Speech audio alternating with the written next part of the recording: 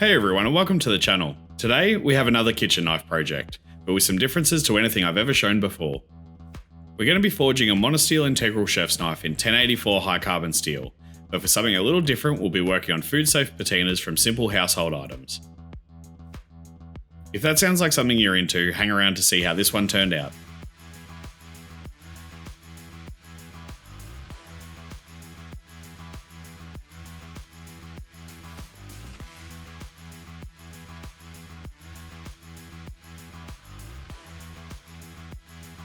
So this one is pretty straightforward as far as the forging goes. We'll start off by grabbing a good chunk of 1084 high carbon steel and welding on a work stick.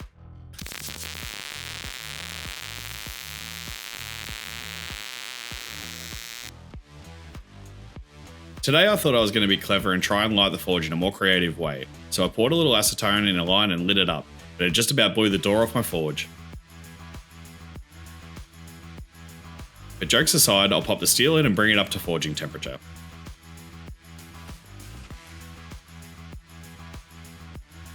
I'll start by breaking down the steel a little and getting it a little closer to the thickness I'm chasing for my bolster. The starting stock is 25 by 50mm or 1 inch by 2. After getting the steel board down a little, I'll pinch down the material that will form the integral bolster and try to get it squared up the best I can.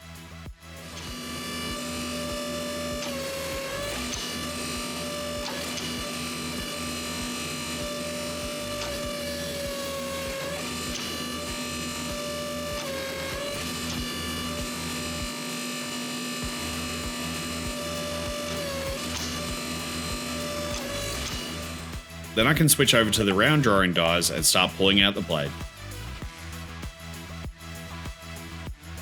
I'll give it a little pinch at the end to get the tip started, and then I can start really stretching out some material.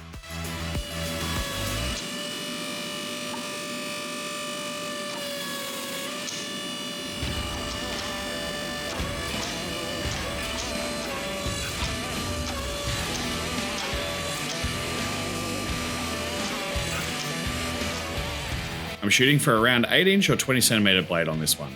I think I have just enough material to get us there.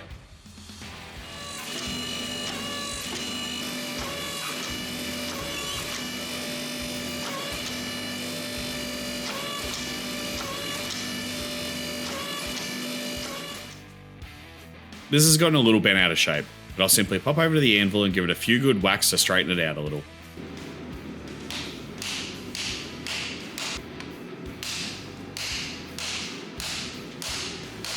Then I can head over to the press and start pulling out the material that will become our tang.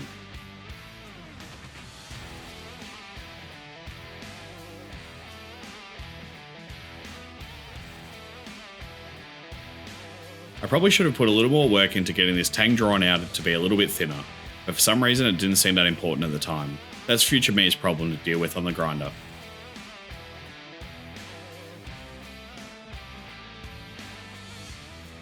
And back over to the anvil to try and turn this into something a little more recognisable as a knife.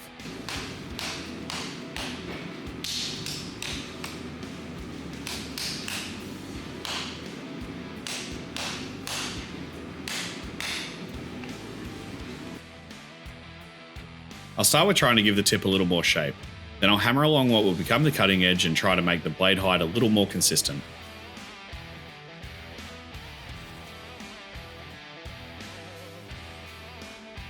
Then back to the press for a few more light squishes to flatten everything out and get it mostly straight.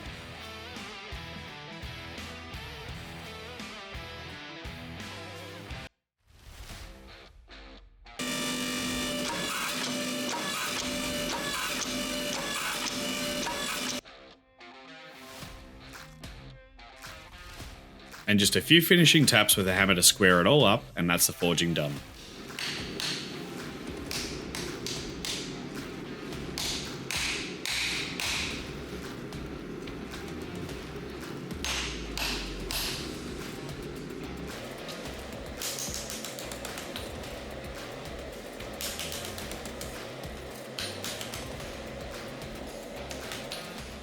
With the forging all done, I'll pop this one into the kiln to thermal cycle overnight.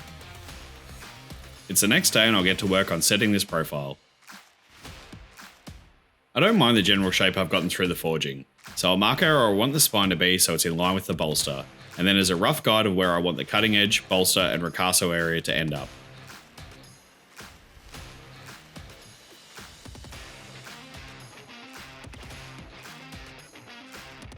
Then it's off to the grinder to make this thing lose some weight. The overall vibe I'm going for with the shape of this knife is a bit more European and cutting edge, but with a really small Japanese style K-tip.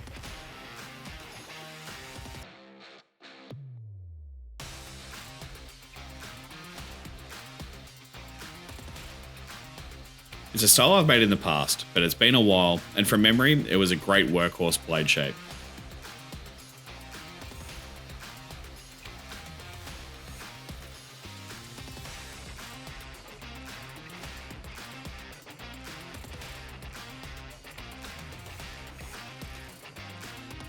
With the majority of the excess mass removed from the blade, I can get this one into the kiln to come up to critical temperature, and then into the quenching oil we go.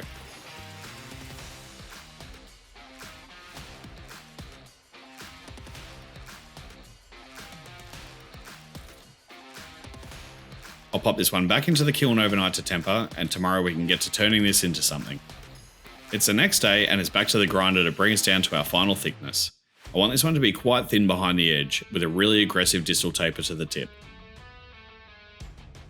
I forged a good amount of taper into the blade to save some grinding, so this one isn't too bad. It's mostly just making sure I remove the right amount of material from the blade in front of the bolster area, and making sure everything is nice and consistent. I can't seem to escape the pink dust from last week's knife video. I know my grinding room needs a clean, but I'm finding it all over my shop. I'll rip off the bulk of the material with a 36 grit belt, and then move up to 60, followed by 120.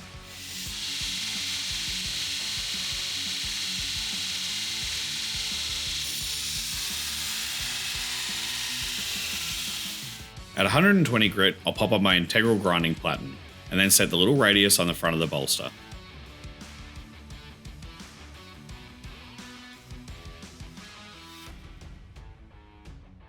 This is my first time using a waterfall style platen that wasn't something I dodgily made in my shed, and it's pretty nice.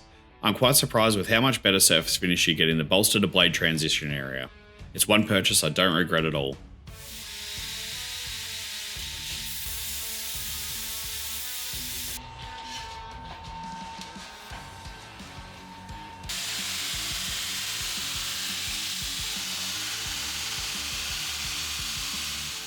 But the blade is looking pretty good, so I'll head over to the hand sanding to get this one all cleaned up. Hand sanding is never a fun job, but integral bolsters always seem to make it so much worse for me. It takes a lot of effort to finish off the bolster to blade transition with no rogue scratches, but with a little time and the magic of editing, I'm sure it won't take too long.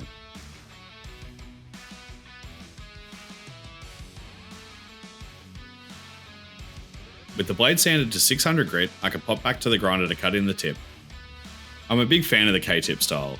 It makes the knife feel a little more robust at the tip without sacrificing any of the perks you get from a traditional European style chef's knife. And that's looking pretty cool. So now I can get this one all wrapped up safe while I get to work on the handle.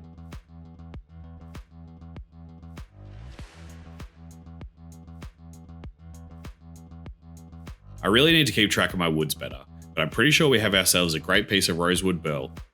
It has a good mix of growth ring and the little eyes that you'd normally get in burls, so it should have a cool look when we grind all of our contours into the handle. I'll skip through the glue up a little today, as I really want to get to the finishing process, but basically all I have done is make a recess in the handle block for the tang to sit in, and I'll get that hole filled with some slow cure epoxy, get it clamped up tight and leave it to cure for at least 16 hours.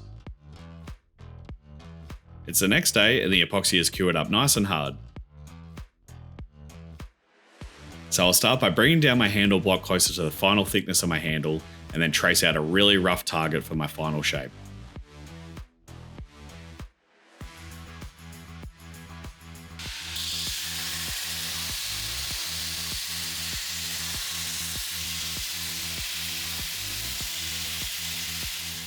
For some reason, this handle took a bit of work to find its shape. Sometimes it's pretty quick, and sometimes it just feels good straight away, but this one definitely took a little more work than normal. But with some perseverance, it came together to be really comfortable in the hand, and has the right amount of mass that the knife feels really well balanced. And as a little win, it seems all the dust from this handle has covered up most of the pink dust, so no need to clean after all. With the rough shaping done, I'll kick over to the J-Flex belt and round everything over. I've heard people say a lot over the years that you shouldn't grind the handle material up near the bolster with a flexible belt, as it can cause a dip in the softer wood beside the steel. But I find that if I kind of hold it on an angle and lean into the belt, applying pressure to the steel, I don't really seem to have an issue. With the handle all shaped, I'll give it a hit on the buffer.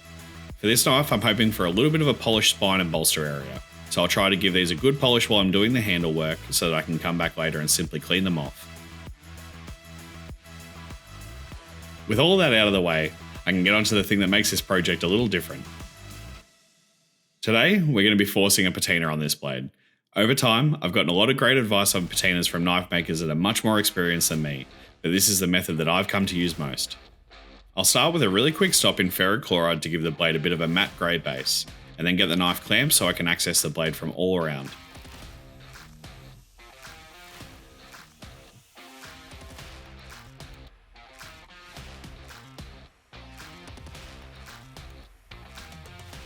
Mustard is really common as a food safe patina, and that's what we're going to start with here today. I've played around with different brands over time, but the one that I've found that gives me the result I'm looking for is the brand Heinz. So I'll apply a small amount to a piece of paper towel, and then sparsely dab quite a thin layer on the blade. I usually do 3 rounds of patina, starting with a thinner base layer first, and then apply it a little more heavily on coats 2 and 3. I'm not going to be doing any crazy patterns or anything today. I'm just wanting to add a slightly mottled effect to the blade with a few contrasting areas, but also enough coverage that the patina will add a good layer of corrosion resistance to the blade.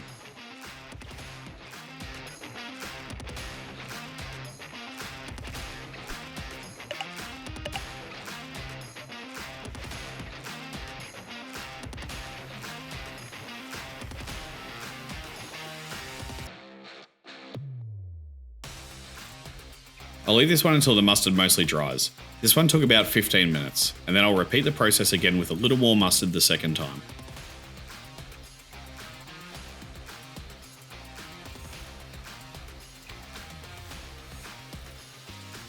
After the second lot has done its thing, I'll switch over and add a little sriracha sauce. It's a little different acidity level to mustard and gives a great depth of colour. So I'll add a few dots to the blade and kind of dab them into an even spread.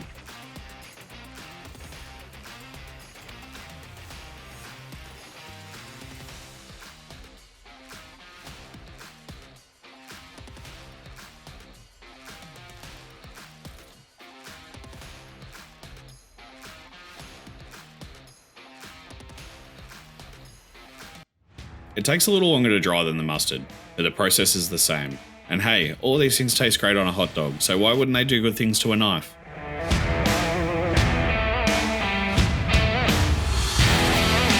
And there we go. This one was a little more simple project that I've come to fall in love with. I love the classic look of the rosewood paired with the antique looking patina. If you'd like to see how this one performs, please head over to the second channel to see how it goes. Thanks for watching the video, everyone. If you liked it, please consider giving the video a like and subscribing to the channel. See you on the next one!